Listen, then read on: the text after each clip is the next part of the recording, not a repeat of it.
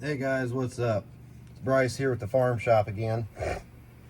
And as I told you before, got this 1980 GMC Chevrolet, whatever you want to call it, that working on for my son.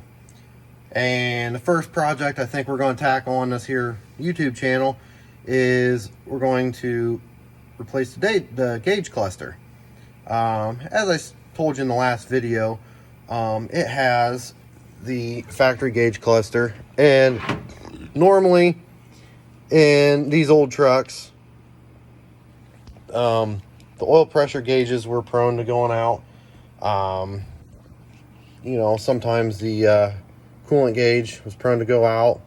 Speedometers, tachometers, fuel gauges, every gauge is prone to go out. I mean, it's a piece of a 1980 electronic equipment. I mean, you know, it wasn't that good.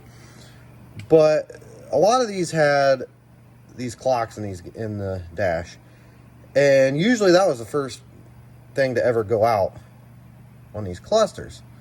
Well, I happened to find one where that's the only gauge that hasn't went out. And I know you're probably not going to believe me, but here. See that? See the peanut? Dead giveaway. There's the 1980 clock with the second hand actually moving. It's a working clock in a 1980 Chevrolet. Now, I almost hate to get rid of it because the nostalgia of it, the coolness of it, a clock that actually works in a square body. It's unheard of. But, you know, we're building this truck so my son can drive it when he's old enough. And so we kind of got to get stuff working. So like I said before, I got a Dakota Digital VHX gauge cluster, and we're going to go ahead and start the install on it tonight. I got a few hours tonight. We'll see what happens. I may or may not get it done tonight. I don't know. We'll see how it goes.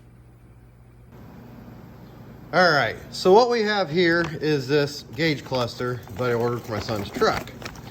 Now, it all came in a nice package. It came from Summit Racing, but there it is.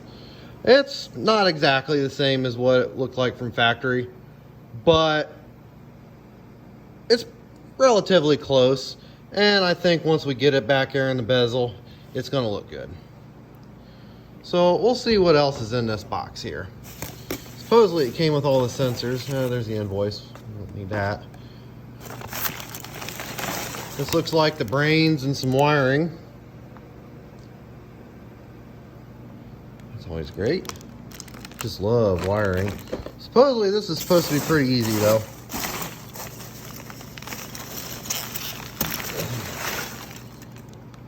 Oh look, more wires than a destruction manual. Probably ought to keep that. Is there anything else?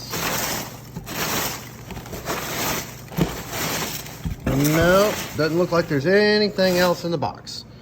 Now, there's one important tool that you got to remember, and this particular tool has helped me get through many projects and many nights out here in the shop. And you know, in my opinion, when you're out in the shop, and especially if you got your buddies around and you know some Hank Jr. playing, which we frequently do,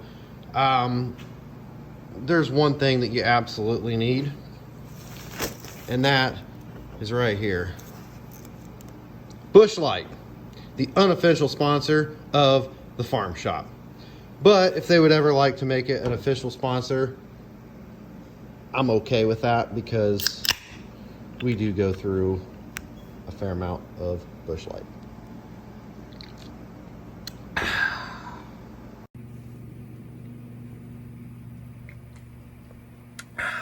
All right, so now that we're back in the cab here, I've kind of looked over these instructions a little bit on how to get this cluster in there. And honestly, it really doesn't look all that bad. It's going to take a little work, but one important thing to note out, the instruction manual does stress upon is that little warning thing right there by my finger. It says, warning, this product can expose you to chemicals, including lead, which is known in the state of California to cause cancer and birth defects or other reproductive harm. For more information, go to www.p65warnings.ca.gov. Well, that's pretty serious. But on a good note, we're in Ohio. We ain't in California. So therefore, if this causes cancer, this gauge could cause cancer if you're in California. So anybody watching that might be in California, be careful. Everywhere else, hey, you're golden. Which I understand.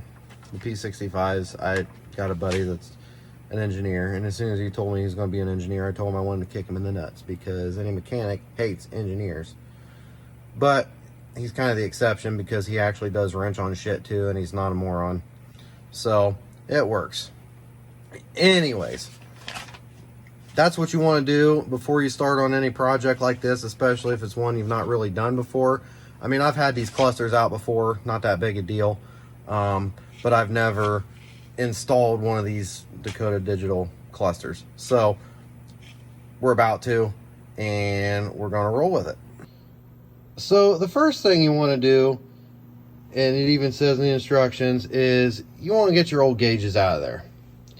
So that's what we're going to do. We're going to take the bezel off and then pop the old gauge cluster out, which I've already had it out before, and I think there's one, maybe two tabs on the whole cluster that are even not broke. It's just beat up. It's an old truck. It's an old cluster. It needs work. But I do want to comment on this light right here. I got that at Harbor Freight. And you know what? That's about the best 35 bucks I spent, because that thing is handy. You can adjust the head any way you need to. It's magnetic, so don't go nowhere, and it's bright as shit.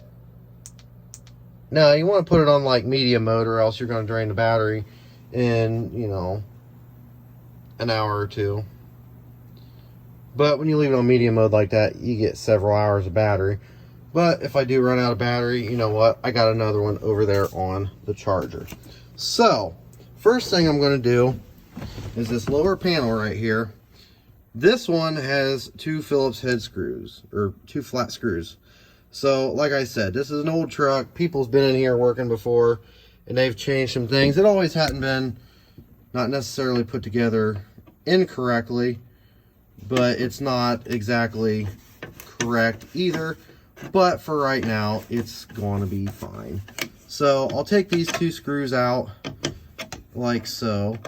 And then there's supposed to be two more down here, but there's only one, and that one's a Phillips.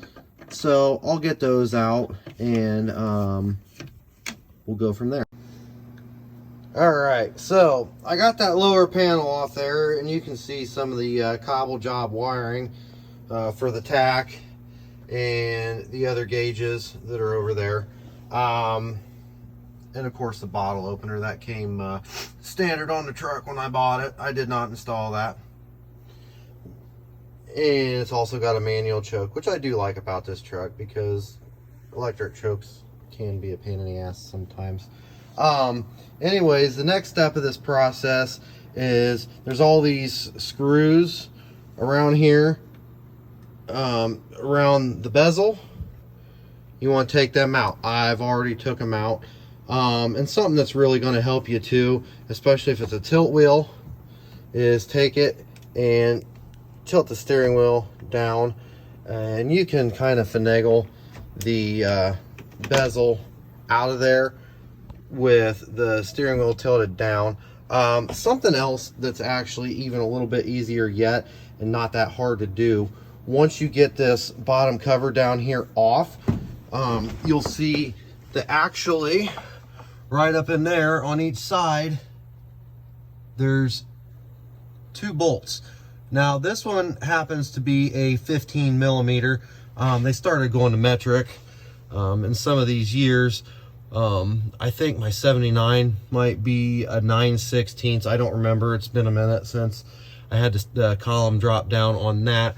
But I went ahead and I took the bolts loose, and that way, you know, save a little bit of time.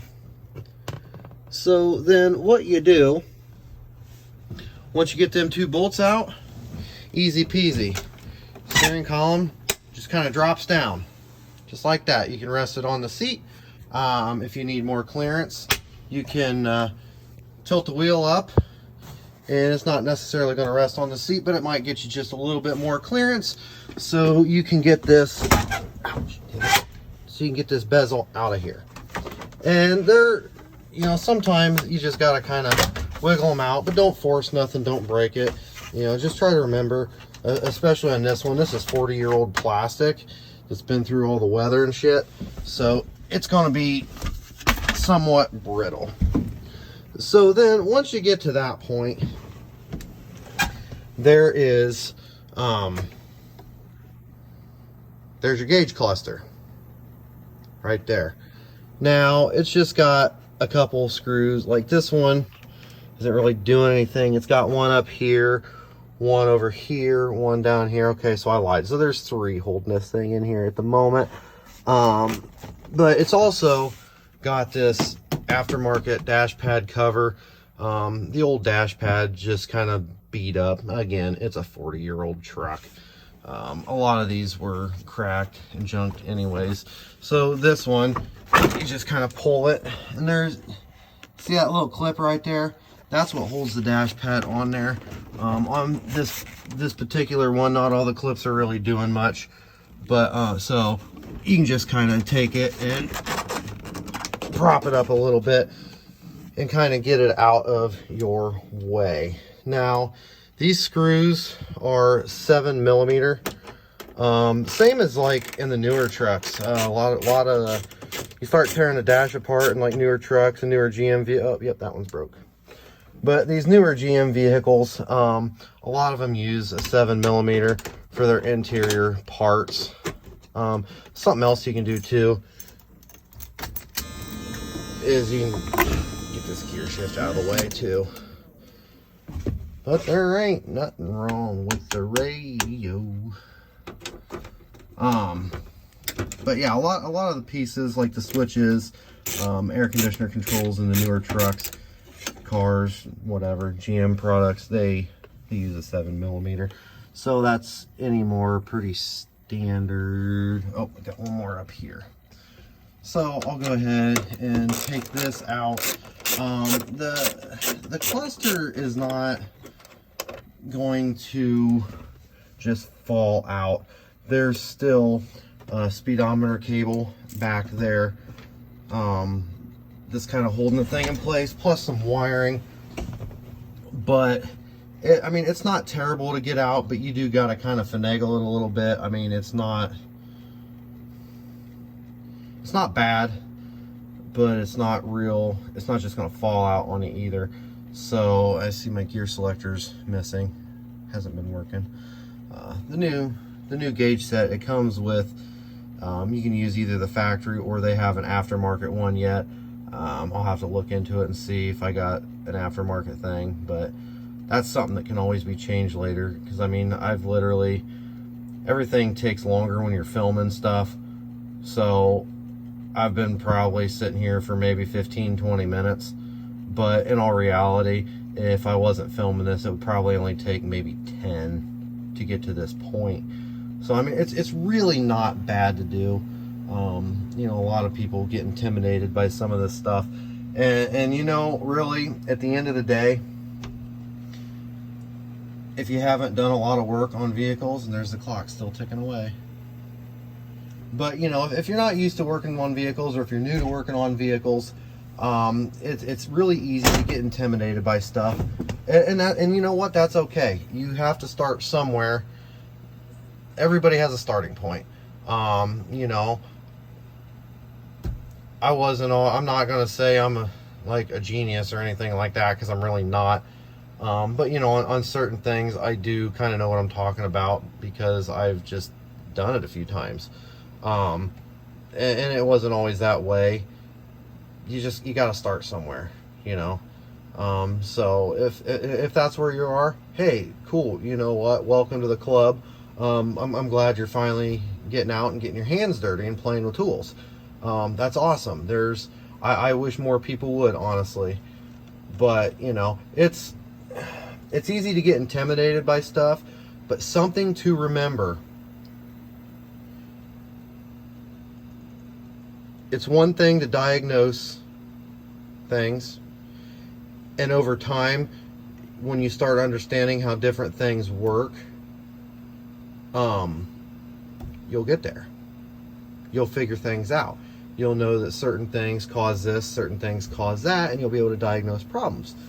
But when you're actually fixing stuff or building stuff, it all comes down to taking out bolts, putting the part in, putting bolts back in, hooking up electrical connectors. You know, it's really not that difficult. You know, the bolts are different sizes, different shapes, they got different looks. But at the end of the day, you're literally taking bolts out and putting bolts back in and swapping parts. And you know what? There's nothing to really be intimidated by that. Yeah, some parts are more fragile than others, and that's okay. You'll learn the hard way, just like I have over the years. But there's nothing wrong with it. Alright, so I went ahead and I got this thing ready to come out. If you notice, there used to be a tab on there, and I just barely bumped it, and the thing is now laying down there, I think, under the bezel. It fell off. But you can reach up under here. There's a connector over in here, and then the speedometer cable's right by the speedometer. It's not real hard to disconnect. I'll show you that in just a second here. But we'll get caught up on a light here. There we go.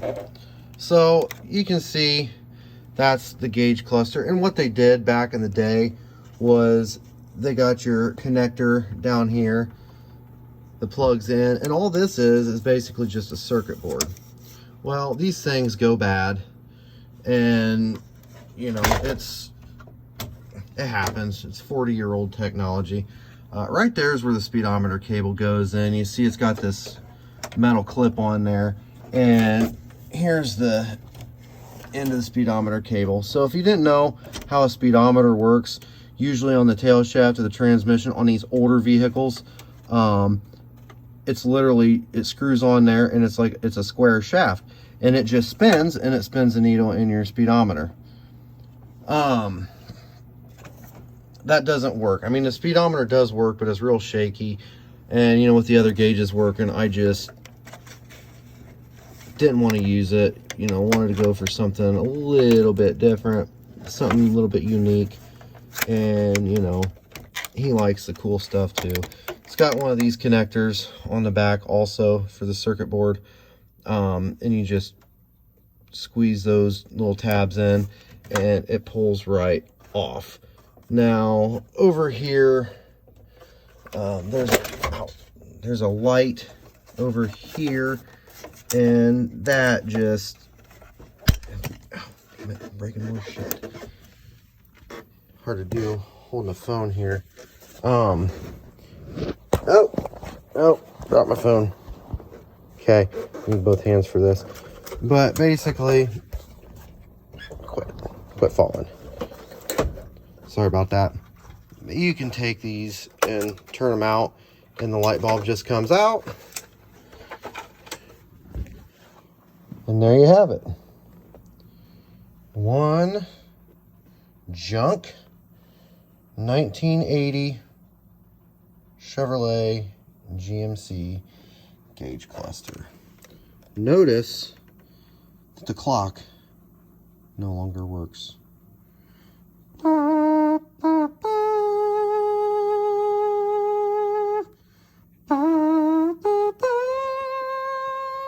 Okay, that's enough of that.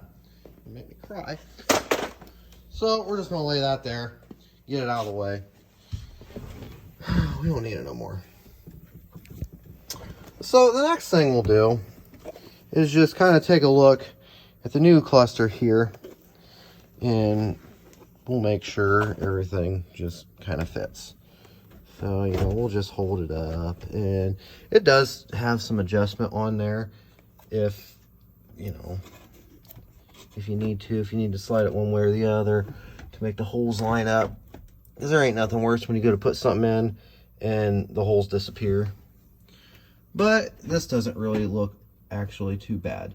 So we should be able to roll with it.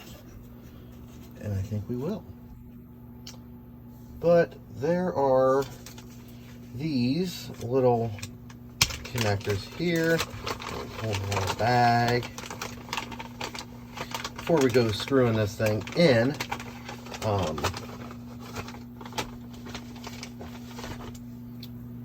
we got these little two wires right here, and basically what those are, Dakota Digital gives you the option. You can either use the turn signals, which show up in here somewhere. Oh yeah, I see them right there. Yeah, see, there's one, there's the other. You can use them on the gauge face. I don't want to. I would rather use them in the stock location, which is down there. So I think that's what we'll do, is we're just going to plug these in. And then once we get down to the wiring of everything, then we're going to wire them into our factory turn signals. And then eventually, you know, since everything's LED nowadays, I'll convert the turn signals over to LED lights, which I think I'm going to do all the lights anyways. They're just better. I put an LED headlight and the two road lights on my Harley, and I shit you not, it made quite the difference at night. It's easier to see when they're coming down the road, and it's easier for you to see when you're driving, so you don't get no deer or nothing. Because we do have a lot of deer in this area that like to jump out and keep the body shops in business. So yeah, they got, it's a Cat 5 cable that just plugs into the back here, and then you just got to feed it all down through your dash. So we'll get that plugged in like that. All right, so now we're ready to put it in there. All right, so I found some more screws that I could put in on the gauge cluster, and I actually found some more that worked on the bezel. I still don't have them all in there, but I'm missing some of them stupid little threaded clips that go on there. I didn't have any of those, and I mean, this bezel's kind of in rough shape anyways, so at some point I'm going to end up replacing it. So for right now, I'm not too worried about it. I mean, I understand, you know, they put all of them in there for a reason, but I mean, it's tight, it doesn't vibrate or anything like that. So for right now, you know, it ain't a show truck. I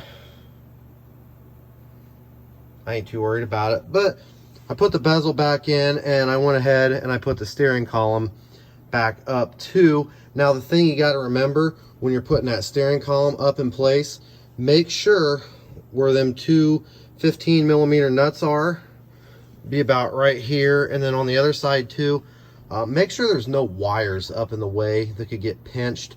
If you pinch a wire, that can really cause some headaches, and it's just not fun at all. Just don't do it. It's easier, you know, you try to do things right the first time, and I understand, you know, some circumstances you can't always, you know, do everything the right way. You just want to try to get stuff back together, but you know, overall, just try to take your time and do things right the first time. I left the factory gear indicator in there. It doesn't work. That there's like a little plastic piece and like a spring and a cable that goes on there, and it's busted off at some point. I haven't seen a lot of them that it's still there.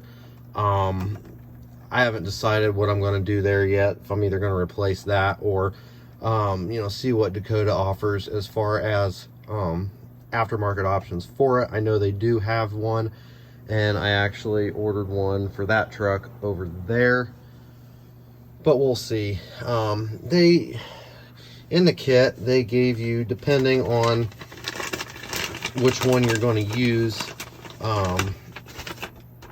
this one, it's got some tape on it to keep it from scratch, and this is just a clear lens that would sit right here over your gear indicator.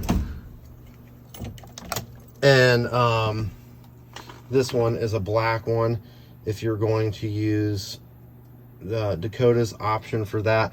I just left them out. It's not a big deal, and I'm just going to leave it out because, one, I don't have any glue because you're supposed to glue these on, but two, I don't know exactly what I'm going to use, because depending on what you want to use, you either glue the clear one on or you glue the black one on, and I'm not ready to take that step yet.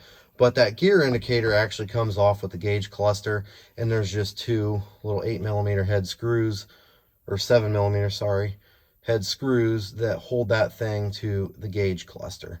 So that part of the installation is done.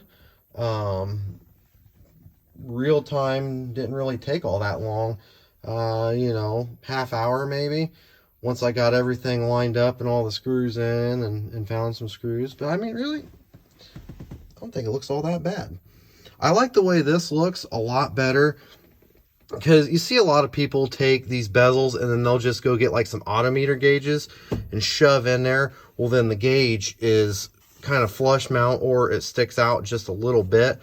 I don't like the way that looks. You know, some people do. I personally don't.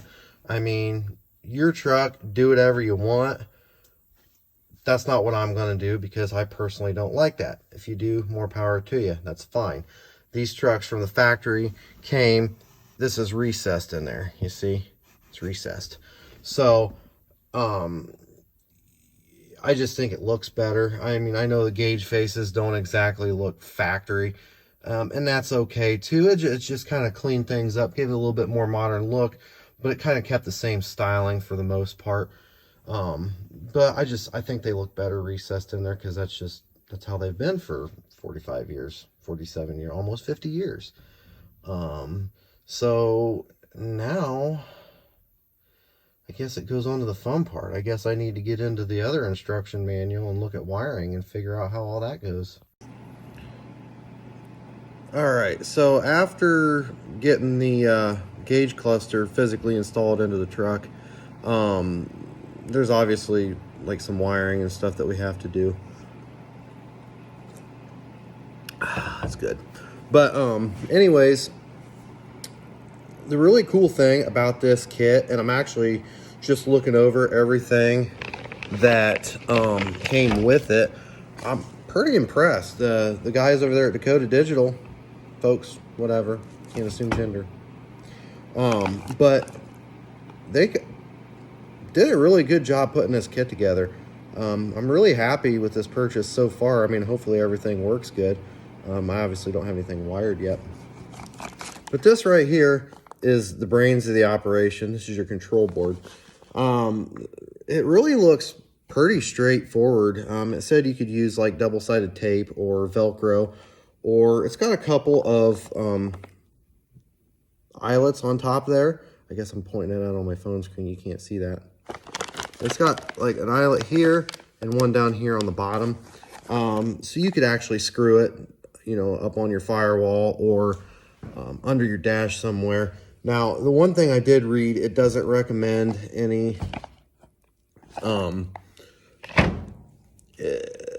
putting it on your firewall anywhere opposite of where you're going to have like a high voltage or high frequency thing, like your distributor. If you get, especially if you run like an HEI distributor or your coil.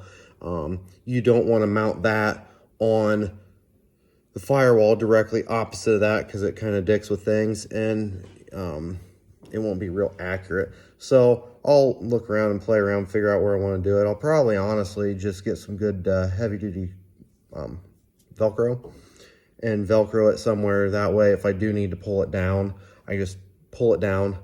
The instructions that they sent with it, it's got a basic hookup of, you know, different setups that you would probably use.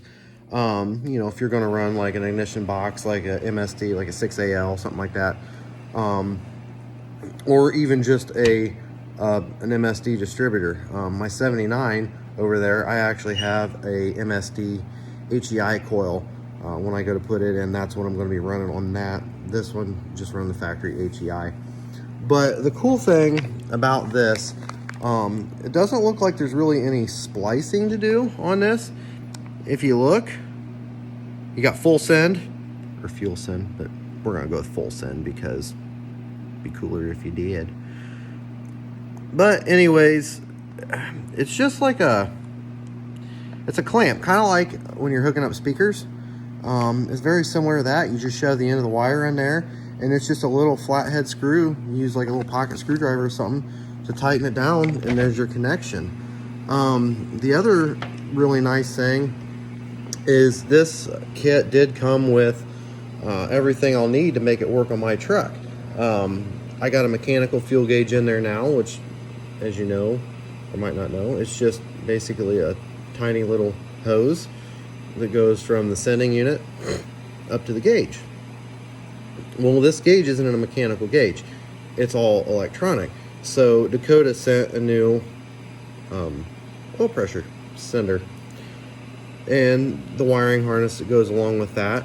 And it said in the instructions that on a small block Chevy, you're going to need a fitting, like a little pipe. They said you can't go to the hardware and just get the pipe. They give the thread, pitch, and everything. But they've supplied, they supplied a fitting here that I think will work real good, and some washers. We have a temp sensor. And the one that I was actually the most worried about was running an electronic speedometer on a vehicle that uses a cable-driven speedometer from the factory. They have this little pulse generator. I was gonna sneeze there. Anyways, what this does is on the tail shaft of your transmission, or on your transfer case, if you got a four-wheel drive vehicle, you'll just basically unscrew the speedometer cable out of that, and then you'll screw this thing in, and you see it's got the square shaft that'll go into your tail shaft in your transmission or transfer case if you got a four-wheel drive. So, and this just goes into place, and as that spins, it just generates pulses to send the signal back up to the gauge. Well, then they supplied the wire with a 10-foot wiring harness, and it's literally just a plug-in. So now, instead of running a cable that spins, boom, you have a wire, and your speedometer will work. Now, it did say in the instructions you have to calibrate your speedometer and your fuel tank sending units. It gives instructions on how to do that. There's like a little control switch, like a little rocker switch that you use. I'm going to hide that up underneath the dash somewhere, or maybe make a little plate that goes on the underside so that switch isn't like hidden or isn't out in the open. That way it looks maybe a little bit cleaner. I think it would be a cleaner look. I mean, you could just cut a hole in your dash and flop it right there. I'm not going to do that. But I mean, it comes with everything, and like I said, it looks pretty straightforward, so I really don't think wiring this thing is going to be all that bad. I'm not going to tackle it today. It's been a long day. I'm tired. So I'll come out here. I'll leave it in the same video. I know this video is probably going to be pretty long, but you know, I'll try to edit down as much as I can. But I'll come out here in a couple days. I work the next couple days, so I'm not going to get a chance to. But I'll come out here and I'll get the thing wired up, and we'll see if everything works and how it looks. I mean, looks good so far, and I'm happy with it so far, and especially the way they packaged everything and sent everything along. So we'll see how it works.